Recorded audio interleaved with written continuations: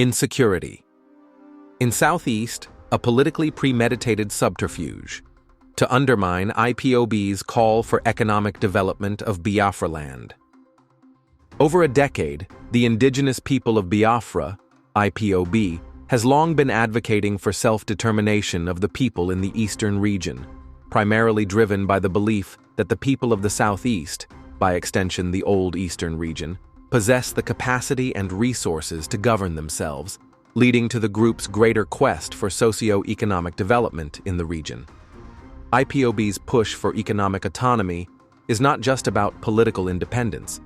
It encompasses the desire for improved infrastructure, education, healthcare, and overall quality of life for the people in the region. However, the last four years have witnessed a burgeoning wave of insecurity in Southeast, a region once noted for its peaceful environment in Nigeria.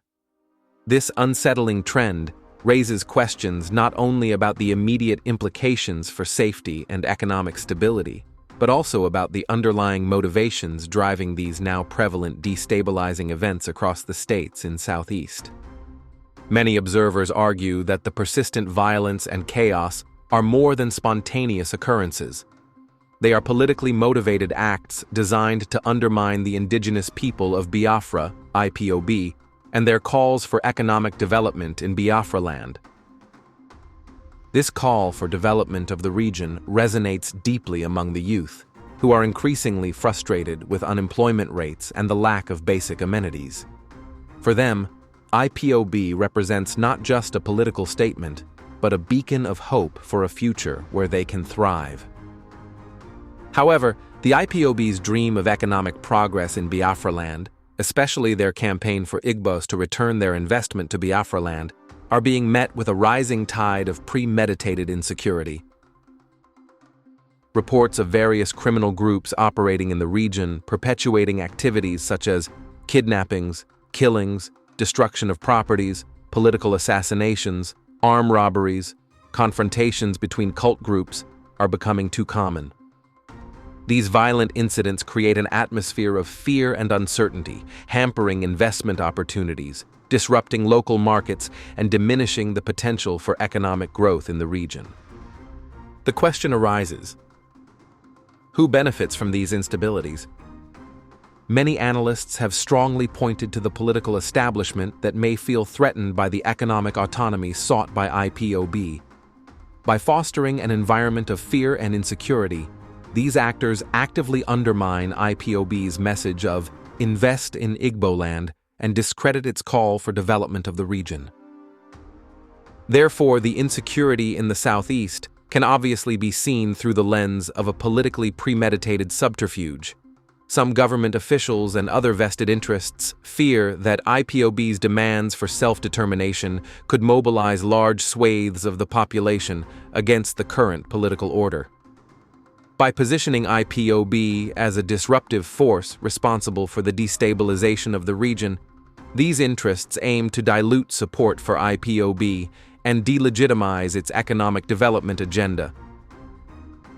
Furthermore, the portrayal of IPOB ESN and its members as violent group, terrorists, or criminals by the Nigerian government security forces serves to justify the heavy-handed military presence in the region.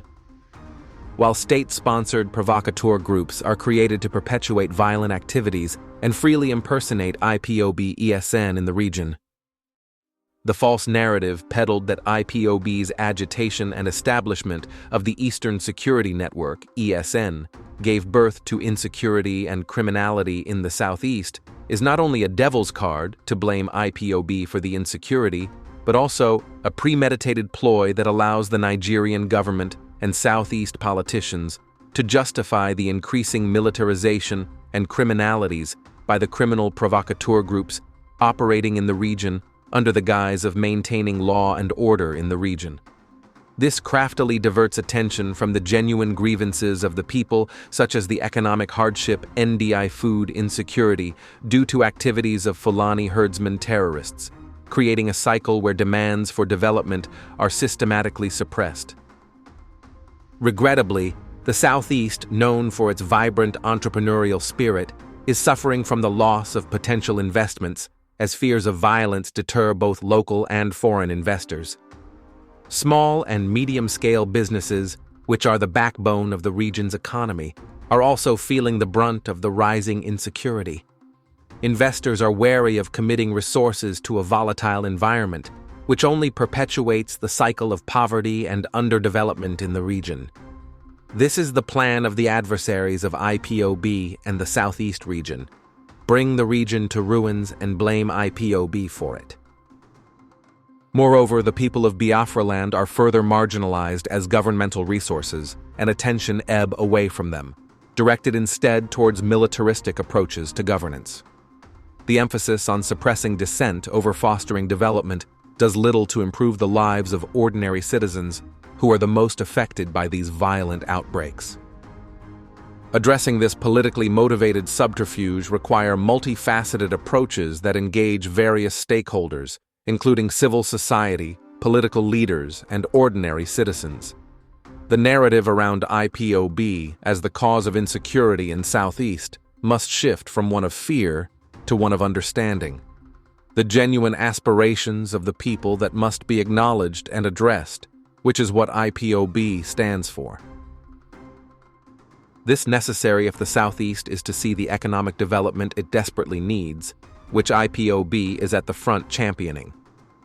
Southeast politicians must be held accountable for their criminal silent posturing towards the festering insecurity in the Biafraland. The insecurity plaguing the Southeast cannot be viewed in isolation.